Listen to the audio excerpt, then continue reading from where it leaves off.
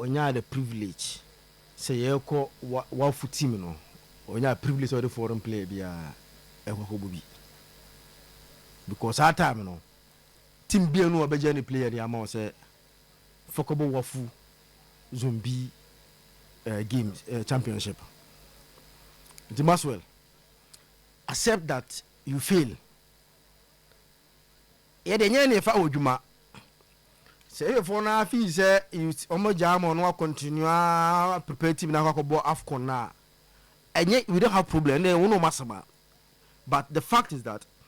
just admit that South tournament kwakobo ye u fail ye na championship na ngasa mpono you hardly even get the foreign players because time na you born no and follow within FIFA days na e dey international matches no na nka zombie championship eti when some bodu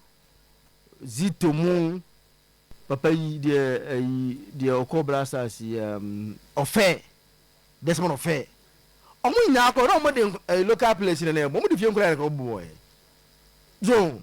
ofe na time ko bo ofe ne say African games no am so na satam no nya se ba kumienu bio e de fry boy as a host time you also African games so e wa kra no but U20 na nkasa de Tino the African zombie championship no coach bio no time okwakobo no onya the privilege of me the fair foreign players e da time onya foreign player bi afan konkobo now you see only why it's more problematic so utie Maxwell now he is accepting say just say yen Ghana say no you need players people bia obebia obetimi assemble or to get resource tino afa papa ne kan ehu unsa sba kan an kofa afa simple trasa no a serious matter now Maxwell is saying say in Ghana here you need U20 players baku 20 obetimi assemble mo ama omakoshe omaya from Togo only U20 players are obetimi assemble mo tino ama mashe Burkina Faso is it not embarrassing say a head coach of U20 wako tournament anye yi de ke director baby na Ghanaians will heal naturally you understand the disappointment of Ghanaians you know we will heal naturally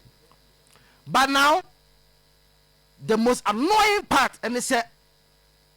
he is now telling Ghanaians say Tino Ghana locally we don't have U20 players that can beat Togo. This is why Maxwell is saying no onwa something working say he didn't have the privilege to call the foreign players coach Ben akobo wafu from be onya privilege or the offer foreign players ako who he should mention the name of the coach akobo wafu from be no onya the privilege of inviting foreign players na say ene Ghana say you need local players that can beat Togo hey it is a who coach you have no business doing there you see and coaches me my can be any at least those who have RTA me from last tournament starting in name say me maka say number in 2026 we are minor we serious for you 20 team from Maxwell Konadu omo coaching ne twam their time has been fair to coach Maxwell Konadu very very fair then tin ma kan say very very fair you see tino hwa dey bi say nye Mambisa the party and a coach he Maxwell can say no he was assistant coach of the in 2014 Tino go for review until I say Tino until with me I go Jose Mourinho ni man say coach here o maji din say enemre o meje omo into the team go coach when you rise a level now kopim na ye ya o de jai no ko tro baby coaches ni bo so a ye ni mo background say ne de ne ye training kran na do mo fam na yi no won tesa to mana konya maso le tesa ke ko so camp ye ntimi nya bisa se wa raising kra bia eba u follow de wa commentary acha pa e fa na ko tete ngola o de me de mi misra mo of me nya bisa se ba ti Zak ye ntimi nya free na yi me de ne coach dia obenya bia ye na yi so we dia so players would buy ye what sa put no ho you so a developer ye was a coach no unse for example one area go for the ebo Zakito abaso say he or track record at least chroma say dey why be me huda ana me boa ba ma so okoya no yin fa eti when you reach a level aku kokodusa level we na fe wuti ba sa fe me you to the coach e just say aduma no nya bi eti ba ya odumika mambisa so you get mambisa results that is why ye nyina ya lenke Maxwell to has nti aduma nya so nya bi o decide the open link but has no the has link oh the fact that for link just has a link has link yet for you know who knows am I crazy because na ni nyema bi community no oh decide so nkoje aduma no say ni abra yan kope broni no yan fa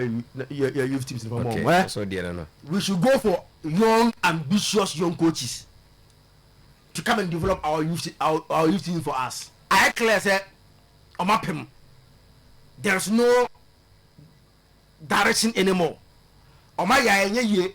there's more fair ya fun say mo de you to nita come na bi mu. Oya ya enye ye 20 the last two tournament nya no enungu ase no de ba satellite team no omo yin free wo then we are rewarding failure. So when he failed at U20 and he rewarded the assistant coach of the Blasters. O ko ba she so dia yanku yanim na unu ya rumra. U20 ne de Maxwell adom bi na akolo so. Nemum Michael Sama say Zak, have you checked the list? He went with players without playing time. Is what he took. I don't think America. There's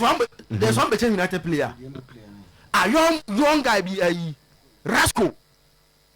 is about 18 19 Bechem United do Tino one of the idea we disappointed pa Bechem ufre Bechem for na they will tell you Rasco